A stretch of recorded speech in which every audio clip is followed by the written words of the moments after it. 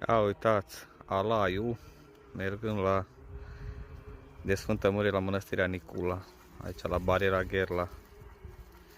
Nu știu dacă vedeți așa bine, dar am dat zoom. Fii atent. De când stau și trec. Numai acum am scos telefonul să filmez, dar sunt mulți.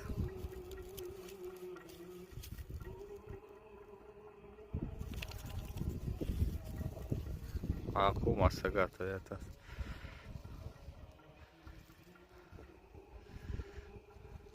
Ba nu să gata.